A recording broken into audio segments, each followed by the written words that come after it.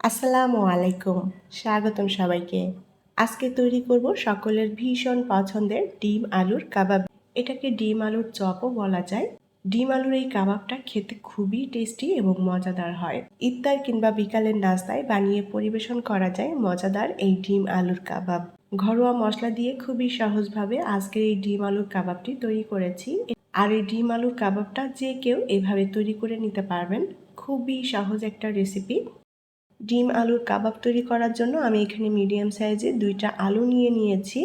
আলু 2টা ভালোভাবে সেদ্ধ করে নিয়েছি আর নিয়েছি 2টা সেদ্ধ ডিম।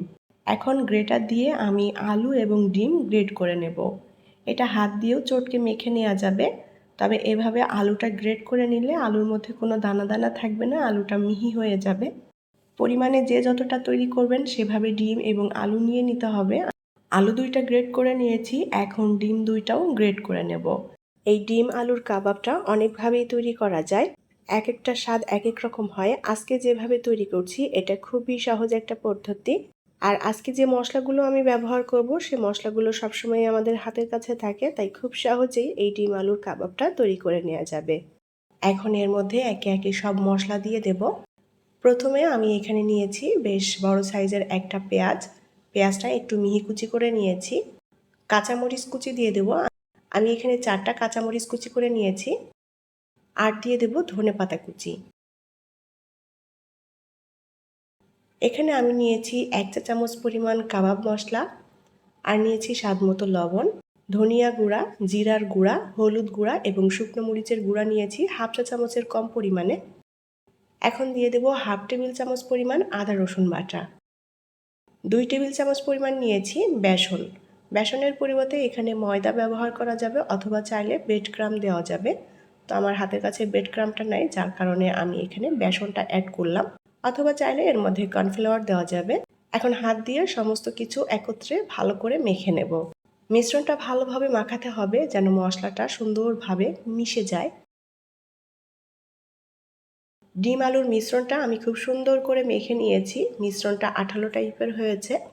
এখন এই মিশ্রণ থেকে অল্প অল্প করে মিশ্রণটা নিয়ে আমি গোল শেপ দিয়ে কাবাবগুলো তৈরি করে নেব। এটা যার যার পছন্দ মতো করে তৈরি করে নিতে পারেন। আমি একটু ছোট ছোট করে তৈরি করছি কাবাবগুলো। সবগুলো একইভাবে বানিয়ে নেব। এখন কাবাবগুলো ভেজে নেব। প্যানে আমি ভাজার জন্য পরিমাণ মতো করে তেল দিয়ে দেব। তেলটা ভালোভাবে গরম করে নিতে হবে। এখন এই তেলের মধ্যে একে একে কাবাবগুলো দিয়ে ভেজে নেব। চুলার আঁচ মিডিয়ামে রেখেছি, মিডিয়াম আঁচে ভেজে নেব। আর যেহেতু এখানে আলু ডিম আগে থেকেই সেদ্ধ করা, তাই এটা ভাজতে কিন্তু খুব বেশি একটা সময় লাগবে না। 3 থেকে 4 মিনিটের মধ্যে ভাজা হয়ে যাবে। এপিটোপিট উল্টাপাল্টা করে দিয়ে আমি কাবাবগুলোকে সুন্দর একটা গোল্ডেন ব্রাউন কালার করে ভেজে নেব।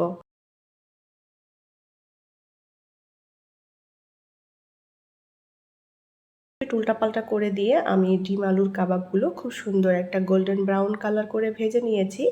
এখন কাবাবগুলো তেল ঝরিয়ে উঠিয়ে নেব।